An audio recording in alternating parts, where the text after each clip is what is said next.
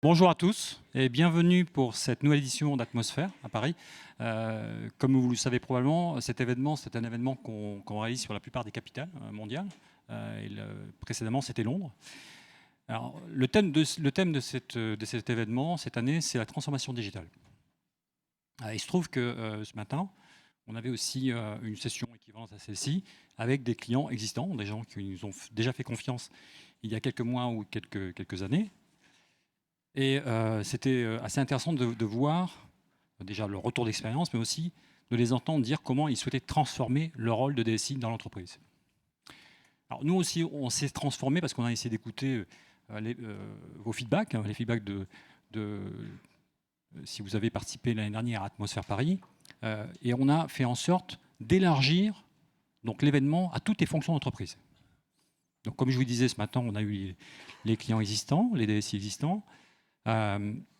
Hier, nous avions les DRH, la semaine dernière, les partenaires, demain, les patrons d'innovation, nous aurons les directeurs commerciaux, les directions marketing, nous aurons une session spécialisée sur tout ce qui est géo.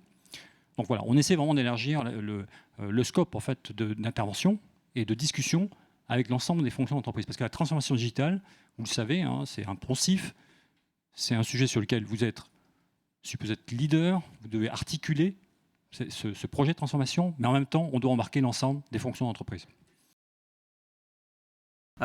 Écoutez, je suis ravi. Je suis Sébastien, donc je m'appelle Sébastien Marotte. J'ai une chance inouïe, c'est d'avoir rejoint Google il y a 3 ans et demi, et aussi de couvrir un territoire qui n'est pas inintéressant parce que, encore que je me pose toujours la question de savoir pourquoi mon boss m'a demandé de faire ça, je m'occupe de l'Europe, du Middle East, Afrique et depuis peu de temps en fait de l'Asie-Pacifique. Et c'est passionnant parce que je suis amené à rencontrer évidemment énormément de clients, d'entreprises, à opérer sur plusieurs marchés. Et à être vraiment un spectateur, et j'espère aussi que nous sommes chez Google Entreprises des acteurs de cette transformation digitale. Donc le thème aujourd'hui, Eric l'a présenté. Ce que je vais essayer de faire, c'est de vous expliquer un peu ce qu'on voit sur le marché.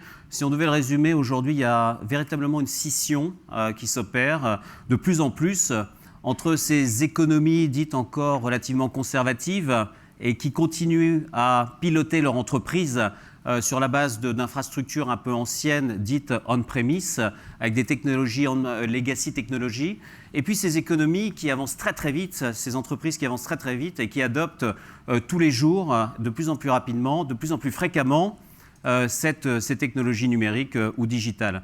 Et c'est assez fascinant ce qu'on voit, donc je vais essayer de partager ça entre maintenant et le gong. J'ai compris qu'il y avait un gong dans 19 minutes, et de passer donc ces 19 minutes autour de ce thème.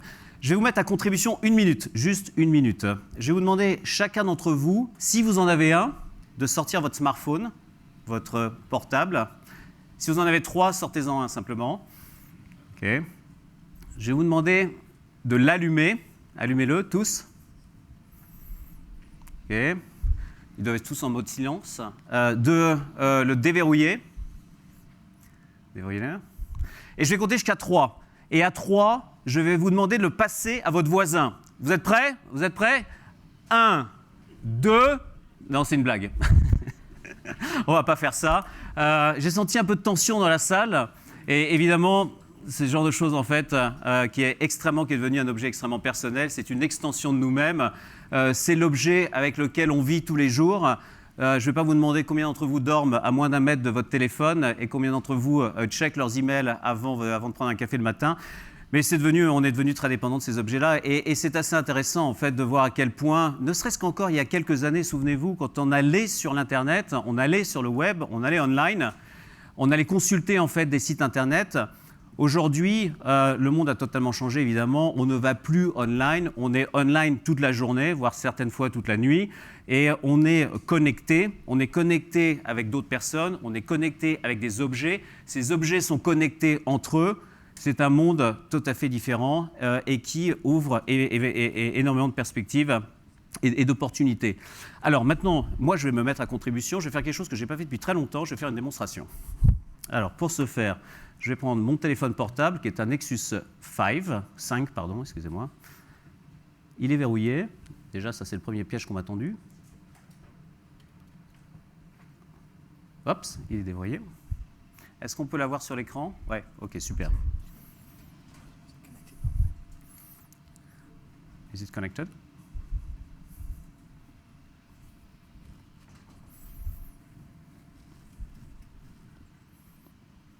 Alors, je vais essayer d'avoir sur l'écran, voilà, OK. Donc, c'est ce téléphone portable qui est ici. Il est en mode avion. Est-ce normal? Oui, c'est normal. Bon, OK, très bien. Donc, je vais passer par quelques itérations, en fait. Alors, ce que je ne vous ai pas dit, en fait, c'est que je fais du kitesurf. Ça, c'est quelqu'un qui s'en est chargé pour moi. J'habite à Londres aussi depuis 3 ans et demi. Évidemment, Londres est assez proche de Paris. Et on parle beaucoup de Londres comme la 6e ou la 7e ville française. Par contre, ce qui m'intéresse, c'est de voir un petit peu quelle est la taille de Londres par rapport à la taille de Paris. Donc, OK Google, quelle est la superficie de Londres? 1572 km². À votre avis, quelle est la superficie de Paris? Essayez de deviner. Guess. 500 mètres carrés? 300? OK, je prends, on va voir. OK Google, quelle est la superficie de Paris? 105,4 km². 10 fois plus petit. Bon, alors vous allez me dire si on prend la Grande Couronne, pas la Grande Couronne, Intramuros, etc. Mais donc voilà, Paris est 10 fois plus petit. On a appris quelque chose aujourd'hui. Autre chose qui est intéressant, bon, pour l'instant, je dirais que c'est assez classique, tout le monde peut faire ça avec son téléphone. Maintenant, il faut voir aussi le côté un peu contextuel. On peut poser des questions sans pour autant répéter la question, la moitié de la question précédente. Donc, comme c'est contextuel, Google devrait savoir qu'on est toujours sur Paris. OK Google, quelle en est sa population? 2,211 millions 2008. Intéressant. Alors, il est aussi pas complètement idiot, c'est-à-dire qu'il se pose peut-être la question de savoir si on ne fait pas des comparaisons avec des villes similaires. Donc, il nous propose la population de Rome ou de Madrid. Maintenant, on va voir s'il s'actualise et s'il lit l'actualité. OK Google, qui est le maire? Anne Hidalgo. Ah oui, OK. C'est OK. OK Google, qui est son mari? Jean-Marc Germain. Donc là, au moins, ça, moi, j'ai appris quelque chose. Ah, ça, je ne poserai pas cette question. Donc ça, c'est intéressant, en fait, cette notion contextuelle. Maintenant, ce qui nous intéresse aussi, et d'ailleurs, j'en profite pour faire une annonce. Ce soir, on a la chance d'avoir un panel de clients sur BFM Télé, que j'ai la chance d'animer également. Donc je me pose la question, n'ayant pas été à Paris depuis quelques temps, de savoir, déjà, de mettre un reminder dans mon calendrier. OK Google, rappelle-moi de passer chez BFM ce soir à 17h. Voilà, donc automatiquement, j'ai un reminder. Je peux déclencher un rappel à 7h et qui va automatiquement s'installer dans mon calendrier. Alors, juste pour finir ma démo, ça, à la limite, on est resté sur un seul device, un seul appareil. Non, le côté intéressant de cette démonstration, c'est de voir dans quelle mesure, si je rentre au bureau, parce que là, j'étais en itinérance, je boot mon laptop, qui est ici un laptop tout à fait traditionnel, je suis suivi dans ma démarche. Donc, je passe sur mon laptop, je clique cette fois-ci, je ne vais pas lui parler, oui, si, je vais lui parler après tout. Je vais cliquer sur le micro. Et la question que je me pose, en fait, de retour au bureau, c'est de savoir comment je vais aller à ce rendez-vous BFM. Il y a sans doute quelques risques de trafic. Et il y a quelque chose qui apparemment est assez nouveau à Paris, qui n'existe pas encore à Londres, c'est le moto-taxi. Donc, si il fait pas trop mauvais, je vais envisager de prendre une moto pour pas arriver une demi-heure en retard à une émission qui va durer 20 minutes. Quel temps fera-t-il ce soir ? Et automatiquement, il vous affiche normalement, voilà, ici, la température qu'il fera, mais surtout, je vois un nuage avec de la pluie qui me fait penser que je vais devoir me rabattre sur le métro. Voilà, allez, une petite dernière question pour la route, juste pour voir s'il est capable de me lancer sur d'autres informations. Non, je ne voulais pas te parler.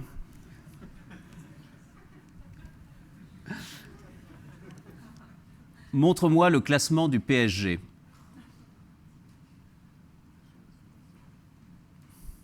Voilà.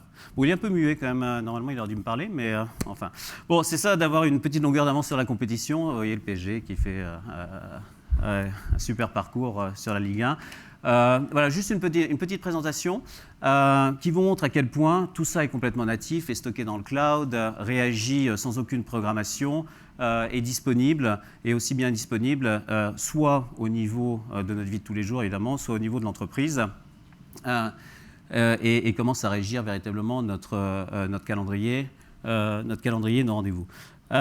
Donc, certaines sociétés, évidemment, l'ont compris encore mieux que d'autres, et ont créé en fait tout leur business sur ce modèle-là. On peut en citer 2 ou 3 par exemple, qui me viennent à l'esprit ici dans cette présentation, qui sont des startups digital natives qui ont leveragé ces technologies.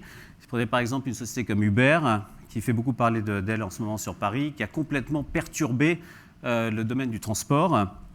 C'est un service fantastique, je ne sais pas si certains d'entre vous l'ont utilisé. Vous n'avez plus besoin de cash, vous rentrez dans votre taxi avec des cartes bleues qui sont déjà programmées, vous pouvez sélectionner en fait la catégorie de véhicule et vous emmène véritablement d'un point A à un point B, où que vous soyez, aussi bien à Paris, à Londres, à Singapour, à New York, quel que soit l'endroit où vous vous situez dans le monde. Absolument exceptionnel, c'est une des sociétés qui croît le plus aujourd'hui sur Internet. En plus, c'est une société qui a tout compris puisqu'ils aident leurs chauffeurs à s'équiper de véhicules en leur proposant en fait des prêts. Nest est une société qui a été récemment rachetée par Google, qui transforme complètement l'habitation et la façon de vivre. Non seulement ces thermostats sont connectés sur Wi-Fi, mais vous pouvez aussi évidemment les connecter, les piloter, les diriger à distance et complètement changer l'expérience que vous pouvez avoir au sein de votre habitation. Ou encore Airbnb, qui est une société qui met en contact en fait, des populations et qui vous permet de louer le château de vos rêves absolument n'importe où en France ou dans n'importe quel autre territoire. Il y a d'autres sociétés avec lesquelles on travaille de façon très proche, comme Snapchat par exemple, que vous utilisez peut-être avec vos enfants ou sans vos enfants, qui ont leveragé, qui ont utilisé l'architecture de Google pour pouvoir démarrer leur projet. Toutes ces sociétés ont en commun plusieurs choses. La première, c'est qu'elles existent depuis moins de 4 ans. La deuxième, c'est que ce sont des sociétés qui, en l'espace de quelques trimestres, quelques années, sont devenues mondialement connues. Et la troisième, c'est qu'elles se focalisent toutes sur leur cœur de métier plutôt que sur l'infrastructure et sur la technologie. L'autre jour, on avait, de passage dans nos locaux, on avait le CTO de Snapchat qui nous disait qu'aujourd'hui, il n'y a plus qu'une chose qui l'intéresse, c'est que ces développeurs se focalisent sur le développement de nouvelles fonctionnalités plutôt que de maintenir des fonctionnalités existantes. Et il ne faut pas croire non plus que ce type d'approche s'adapte uniquement à des startups digitales qui sont nées dans le digital. Non, on a récemment fait en fait une étude avec 2 partenaires que sont Capgemini et MIT. Ils ont fait une étude très intéressante. Ils ont recensé en fait 400 entreprises dans le monde et ils les ont classées ou segmentées par maturité digitale en fonction en fait de l'utilisation qu'ils faisaient de ces technologies digitales. Et ils sont arrivés à un constat en fait qui n'est pas forcément toujours très amusant à partager parce qu'il est assez direct, c'est que les entreprises qui n'utilisent pas ces technologies digitales vont être très rapidement dépassées par leurs concurrents qui peuvent arriver du jour au lendemain avec des offres beaucoup plus agiles, beaucoup plus flexibles et beaucoup plus percutantes. Si on pousse cette étude, ils sont arrivés à un classement. Vous voyez, les 400 sociétés ont été catégorisées en 4 poches. Et vous trouvez en fait l'analyse des sociétés qui sont les plus avancées en matière d'utilisation d'outils digitaux. Non seulement, statistiquement, elles délivrent une croissance supérieure aux autres sociétés, mais aussi une profitabilité. Évidemment, quand on parle du cloud, de la mobilité, des réseaux sociaux, le coût est un driver, mais pas le seul, et on va le voir. Et enfin, si on s'attache uniquement à la valeur de leur stock, de leur action, on constate qu'elles performent mieux que les entreprises qui n'ont pas commencé ce trajet ou ce voyage. Alors, on a 4 exemples, des exemples qu'on connaît bien en fait, qu'on a sélectionnés. Ce sont des clients Google Entreprises qui sont soit très proches de nous, comme Essilor, société qui a commencé son voyage digital, si je puis dire, en fait, sa transformation digitale, avec nous il y a 2 ou 3 ans. Et on s'est intéressé à voir comment l'action de ces sociétés performait par rapport aux marchés sur lesquels elles opéraient. Donc, si on prend le CAC 40, par exemple, Essilor a une performance largement supérieure en fait, à ce qu'on a pu constater ces 2 dernières années. Alors, bon, est-ce que la corrélation est si directe? J'ose espérer que c'est oui. En tous les cas, il y a un vrai rapprochement, une vraie corrélation entre ces éléments. ITV, qui est une société dans les médias en Angleterre, a connu à peu près la même trajectoire. Ou encore, on peut citer une autre société américaine ici. Et une dernière qui est assez intéressante parce que c'est la société Ocado. En fait, c'est une société dans la grande distribution américaine et qui est tout à fait révélatrice. Je ne sais pas si certains d'entre vous sont dans le domaine de la grande distribution, mais qui est tout à fait révélatrice de la transformation numérique qu'une entreprise peut opérer, et en particulier sur des secteurs d'activité qui sont extrêmement perturbés par ces nouvelles tendances. Ce que je vous propose, c'est de voir tout de suite, en 1 minute 30, la révolution ou la transformation technologique que Ocado vient juste d'opérer. Ocado is the world's largest online-only grocery retailer. Each Ocado building caters to about 600,000 people that can get all the food they need from us every week. I'm Paul and I head up Ocado Technology. And I'm Sverker, and I'm in charge of everything we haven't done yet.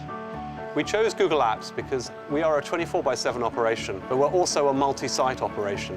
So we need our employees to be able to access documents, emails, calendar information, and to collaborate whenever and wherever they are. My passion is very much about automation. We're all about making things simple for our customers, but behind that simplicity, there's an immense amount of complexity and technology in order to do what we do. Our business spits out 2.5 megabytes of data every single second. Whenever our customers click on a product, or whenever our vans drive down the road, we're constantly recording those streams of data, and we have to capture that data and be able to process it in a scalable fashion. And one of the key places that we put that is now in the cloud. Using App Engine, we recently built a new version of our Where's My Order application.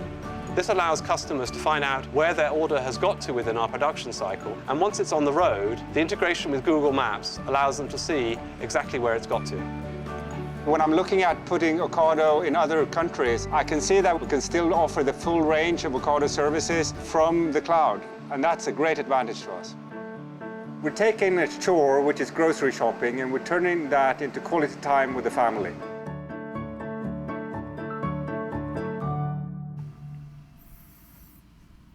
Donc c'est vraiment un exemple de transformation digitale. On en a nombreux et je reviendrai là-dessus. Alors je vais passer les 5 dernières minutes avant le gong pour essayer de partager avec vous quels sont pour nous vraiment les critères d'une entreprise qui fait cette transformation. Alors la première chose qu'on constate, c'est que ce n'est pas seulement une affaire de DSI, c'est vraiment une affaire de COMEX.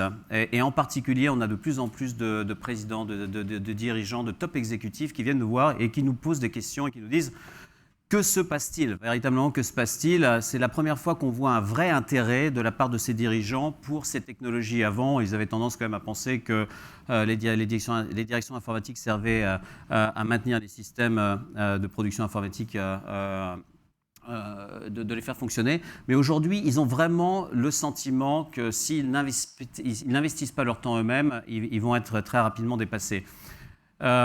La deuxième chose, c'est que lorsqu'on rencontre ces COMEX, au bout du compte, les discussions tournent autour de 5-6 sujets. Là, il y en a 7 en fait qui sont présents. Le cœur, c'est l'innovation. Alors, c'est quand même un terme qu'on remet dans toutes les discussions assez facilement, sans pourtant toujours le définir. C'est quelque chose chez Google qui nous est évidemment extrêmement cher et qui est au cœur de tout ce qu'on peut proposer. Je dirais que la mise en place de la solution est quelque chose d'important pour nos clients, mais le partenariat autour de l'innovation est quelque chose d'encore plus important. Il nous arrive récemment d'emmener des groupes du CAC 40 ou de tailles complètement différentes à Mountain View pour avoir des vraies séances autour de l'innovation. Mais le reste des thèmes se tourne vraiment autour de comment peut-on aider ces organisations ou comment ces organisations peuvent-elles utiliser le digital pour pouvoir raccourcir les cycles de décision, prendre des décisions sur des dimensions complètement différentes. Par exemple, il n'est pas rare maintenant de voir des sociétés utiliser des plateformes géospatiales comme Google Maps pour pouvoir prendre des décisions, gérer leurs actifs. Beaucoup de discussions hier, on avait 150 DRH. Je veux dire, j'ai rarement vu une session comme celle d'hier. Il y avait 150 DRH dans cette salle, connectés sur des Chromebooks en temps réel, qui travaillaient de façon interactive. et donc des problématiques autour de la culture de l'entreprise, comment attirer des nouveaux talents à bord. L'aspect notoriété est très important, puisqu'il ne s'agit pas uniquement de migrer une plateforme informatique vers une nouvelle plateforme informatique dans le cloud, mais de voir comment une société comme Google peut aider nos clients à démultiplier leur marque sur les marchés auprès de leurs clients. La productivité au niveau de l'environnement de travail est un débat évidemment très intéressant. Comment est-ce qu'on peut, à travers l'apport de plus de collaboration, créer plus d'innovation. Et le nerf de la guerre, qui est toujours le même, évidemment, c'est comment peut-on créer des nouveaux services et de nouveaux produits pour nos clients et être beaucoup plus compétitifs. Donc voilà vraiment les thèmes dont on parle. Alors ça fait une quinzaine d'années aujourd'hui qu'on travaille sur ces thèmes. Et pour nous, on les regroupe en 5 thématiques. S'il y avait peut-être un slide à retenir de cette présentation, je mettrais celui-là en avant. Une fois encore, les entreprises digitalisées sont différentes autour de 5 thèmes. La première, c'est qu'elles veulent utiliser le web et toutes les technologies pour démultiplier complètement leur marque auprès des marchés et auprès de leurs clients. Ça, c'est vraiment un thème extrêmement important. La deuxième, c'est qu'elles souhaitent connecter l'ensemble des employés de l'entreprise. Aujourd'hui, on voit par exemple beaucoup de groupes qui sont décentralisés et qui nous demandent en fait de connecter plusieurs dizaines, centaines de milliers d'utilisateurs. Il m'est arrivé de travailler récemment en Australie avec le groupe Woolworths, qui a 200 000 employés. Seuls 10% de cette population étaient connectés par le passé. Et aujourd'hui, on est en train de connecter absolument tout le monde.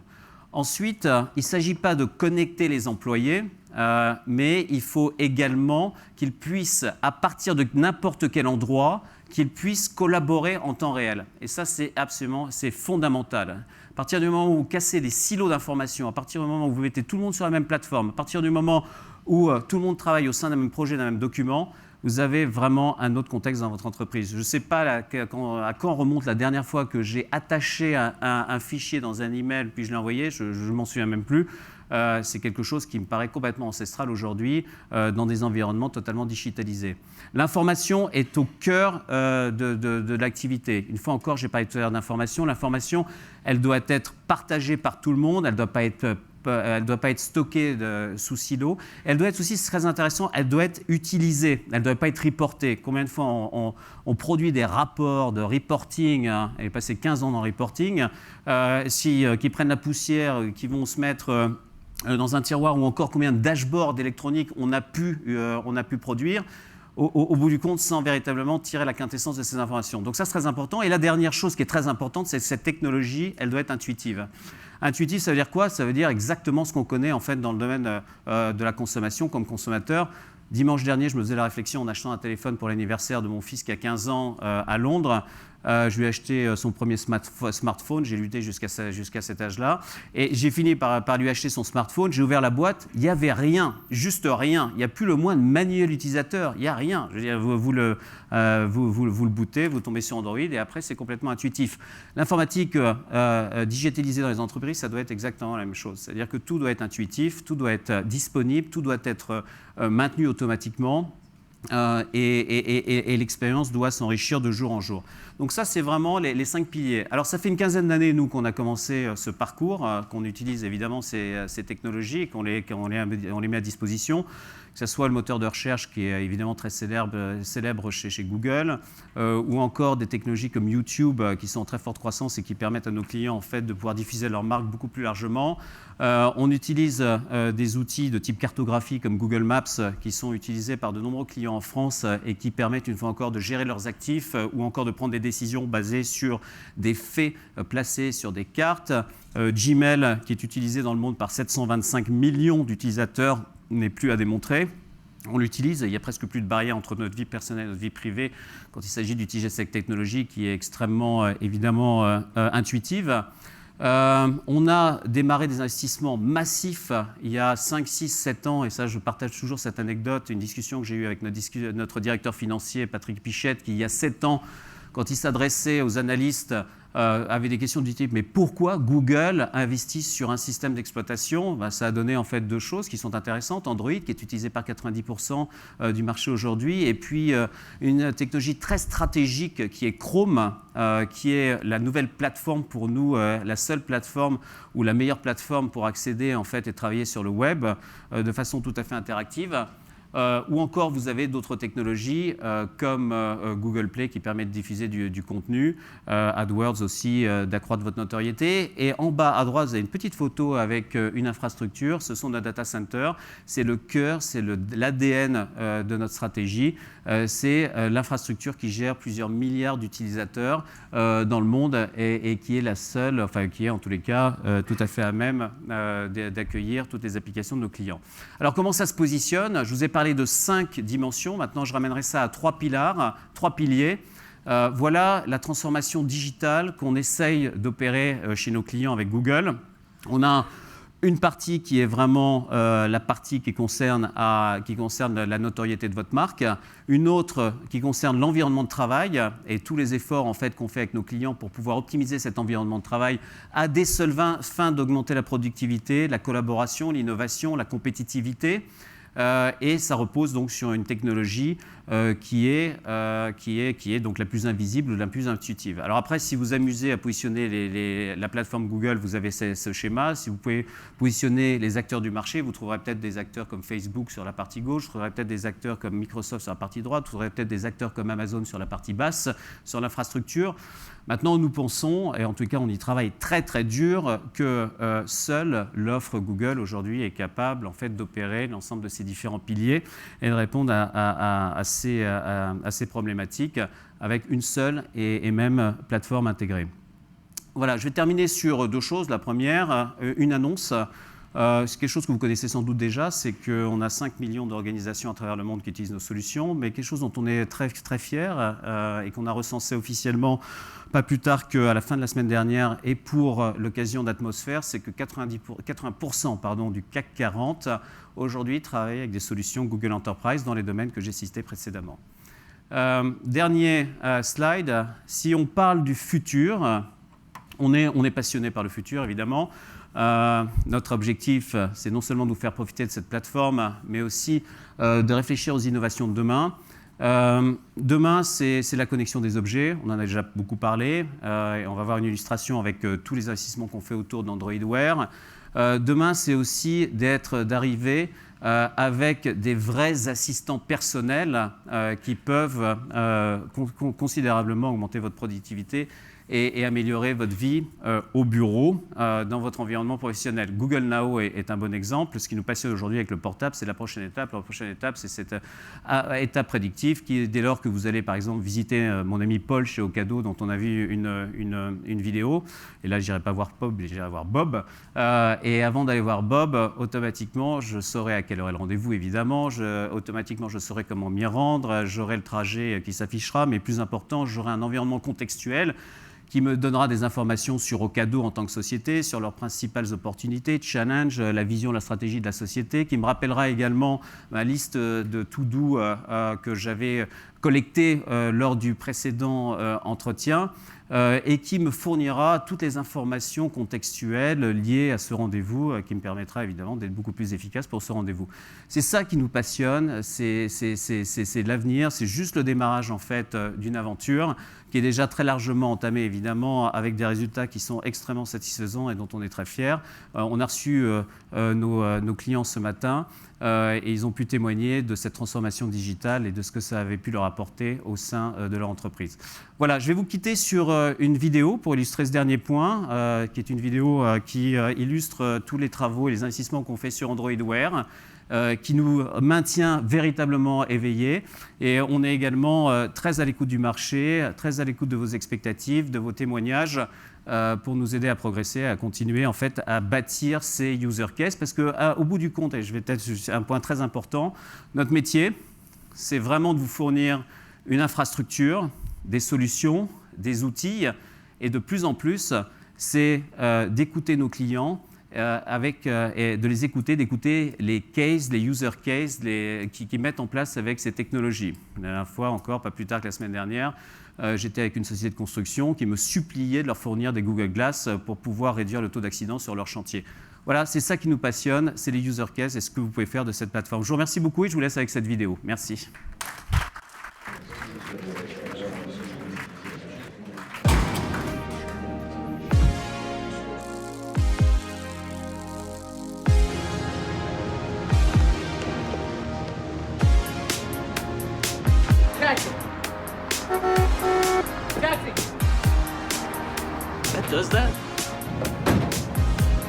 jellyfish warning. Tri-County? Let's go to Zuma. Morning, kids.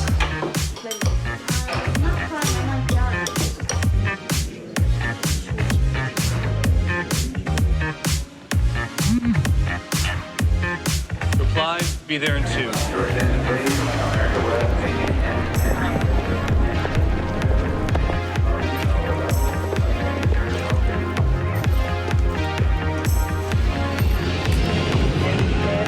Oh, we're climbing.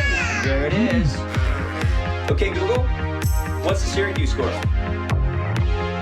Yay! Woo!